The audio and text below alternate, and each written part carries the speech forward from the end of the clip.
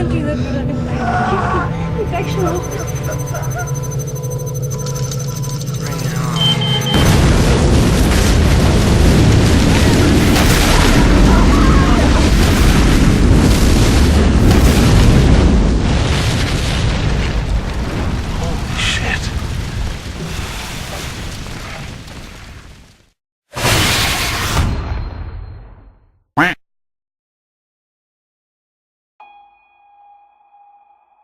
Hey everybody.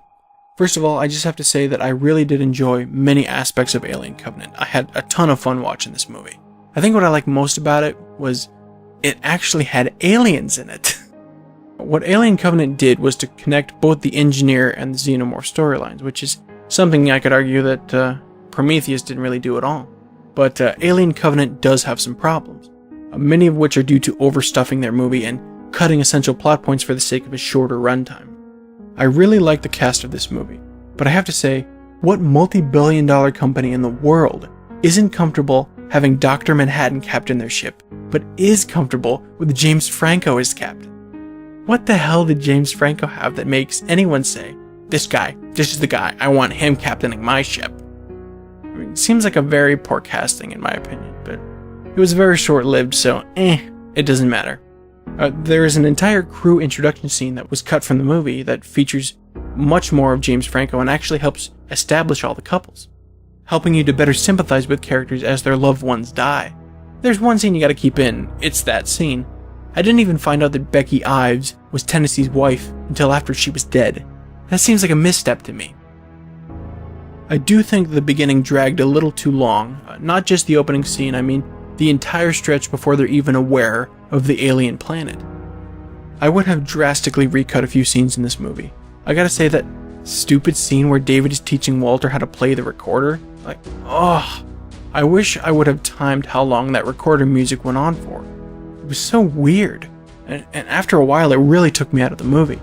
Who in the hell really likes hearing recorder music? Scenes like that seem like they shouldn't have gotten past the first draft. But I did like what the scene eventually presented though, that David's model of android was allowed to think more freely and create, but Walter's was not. You could say that the recorder scene was a way to have that conversation come up naturally, but you're still asking your audience to sit through at least 5 minutes of awkward recorder lessons. Why is this in an alien movie? Another thing that kind of bothered me about the story was, you have this massive ship carrying over 2,000 people, and you have only one dropship, and that's it. Not even a tiny car-sized dropship, I don't know, in case the dropship needs repairs? I mean, that just seems like an oversight. How could they even go about ferrying 2,000 colonists to their new homeworld in one tiny dropship? Even if they could fit 50 colonists on that ship at a time, it would still be 40 trips, one way. It's 80 if you count the trip back to get more colonists. That's just ridiculous. Even if they could fit 100, that's still 20 trips and 40 overall. What kind of sense does that make? Unless the Covenant could actually land on the planet, but that seems like the kind of ship that's supposed to stay in orbit, because I doubt you could actually leave a planet's gravity with it. It's just too damn big. Now, I know why they did this. The writers wanted to trap them on the planet. It's what every good horror movie should do. Isolate the characters to a small location where help can't reach them. But I mean, you could have accomplished the same thing by having the storm get much worse after they landed. Then after the first dropship blows up, they send a second dropship down, but it couldn't make it through the storm. Maybe their electronics get fried and the ship plows into a mountain at full speed, showing that it would be hopeless to send the third and final dropship until the storm clears. I just like this more, it's more realistic. I would also have the crew be slightly larger, maybe as many as 10 to 15 more people in secondary roles, mainly to pilot the second dropship. This movie really needed more red shirts and more kills. One of the things I really disliked about Prometheus was the implication that the xenomorphs were not designed. They were just some chaotic mutant accident that results from giant white squid impregnation and engineer. I absolutely hated that, but this movie cleared that up. It's an interesting twist to have David be the one who brought about these particular xenos, but apparently there is a section in the novelization of the movie that states David reverse engineered the eggs from an egg he found in the engineer's city. So David didn't actually create the xenos, he just recreated a batch the engineers made, which I'm very happy with. And this one additional detail does a lot to preserve the continuity of previous movies, especially the Alien vs. Predator movies. Not sure if the novelization is technically considered canon. This is so confusing, but realizing this, I don't see why they couldn't have found a way for David to mention the egg he found. I can't get over how the room David apparently did all this work in looks more like Merlin's bedroom than a well-realized genetic laboratory. Showing nothing but this room makes the creation of xenomorphs seem like anyone could do it. And what really bugs me, and not much, but I still have to address it, chicken before the egg? Like, what the hell laid those eggs? I mean, I'm glad they were in the story, but damn, explain that. I could have seen something like David captured one of the white xenos, the neomorphs, locked it up, and found a way for it to lay these eggs. But that would have to be a very big neomorph, and I didn't see any sign of it. There needs to be a scene where David shows someone an actual lab facility full of engineered tech. Somewhere in this lab there could be a giant cage or contamination chamber with a dead neomorph queen in it, showing where the eggs came from. He wouldn't even have to address it, just walk by it and have the camera linger on it. He could have walked by it playing the recorder for all I care. Just include a scene with that in it. There is nothing in the movie explaining where these new eggs came from, or what he got to lay them, and I'm not even sure the novelization explains it. It just looks like lazy filmmaking. And this isn't really the kind of detail that you can expect your audience to infer. There's gigantic missing pieces. This is just a very crucial misstep in the filmmaking process. The movie should be building up to this moment, like Aliens built up to Ripley finding the Queen's nest. Ridley Scott completely skips over anything like that in favor of David's hobby room. I'm David the robot. I like to play music and draw. I even got a drawer full of glitter and pipe cleaners. Yay! Oh, by the way, I just made a new alien race. You want to hear me play your song on my recorder? Say what you will about Alien Resurrection. Never for a second did you doubt they had the facilities to recreate xenomorphs. They had such an opportunity to show me a real Giger-esque engineer laboratory, and they completely skipped it. I can't forgive that.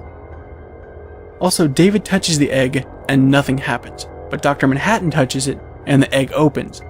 Is a facehugger capable of distinguishing between the physical contact of an android and a human? And why does the baby xenomorph mimic David's actions? I don't remember the xeno from Alien imprinting on anyone standing around the dinner table. If you introduce an element like that, you're basically saying that the xeno thinks David is its queen, and that's kind of unprecedented.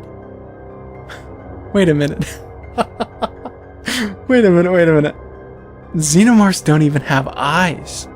They're driven by instinct alone. But we came to the conclusion that a creature without eyes, driven by instinct alone, would be far more frightening. How the hell did it see him doing that? Ah, yes, the scent of your gesture. I can clearly smell the way you're raising your arms. It's so easy to replicate from smell alone. Not to mention that the chest burster is not even supposed to have arms yet. Or legs, for that matter. And it looked like a small dinosaur. And that was Orpheus that cut the legs. And so finally we only had the head and the tail. And that was enough. Oh, this gets even worse the more you think about it. But actually, now that I think about it, that whole scene in Alien Resurrection where the xenomorph is a fast learner, I mean, that's a really cool scene, but it doesn't have eyes. So how did it see that? How does it know that? It doesn't necessarily make sense if it can't see him pushing the button, but it was a cool scene, I guess. I also didn't like how when they pulled the facehugger off that guy's face, his cheek was only a little burnt. I saw this same acid blood rip through countless metal deck floors on board the Nostromo. Don't tell me it just burnt his cheek a little. That guy's entire head would have deflated like a basketball. I can see why they did it. I mean, they needed to get an alien onto the Covenant quickly, but come on. It's like they don't even respect the rules set up within their own universe. The rules that Ridley Scott set up. Now, I don't have much to say about the literal nuking of the engineer storyline. I was kind of happy to see it, but even I would have liked some answers to the remaining questions from Prometheus. But it is possible that this was not the engineer homeworld, so maybe this nuking was not a way to kill off that storyline, but a way to delay it until the third movie, when all answers will be given. Now, this movie definitely has problems, but I still liked it more than Prometheus. I found that I'm actually very excited about what a sequel to this movie could be, and I will be posting a video very soon about that. The next video is much more positive and hopeful, and I think you'll really like it. Anyway, these are my thoughts on Alien Covenant. Hope you enjoyed. So tell me, what did you think of Alien Covenant? What about this movie bothered you the most? Are there any plot holes I missed? Did you love this movie? Let me know in the comments below, and hit me up on Twitter at Planet Calvin. Let me know what you think. I'm really interested. Be sure to subscribe for more content like this, and thanks for watching.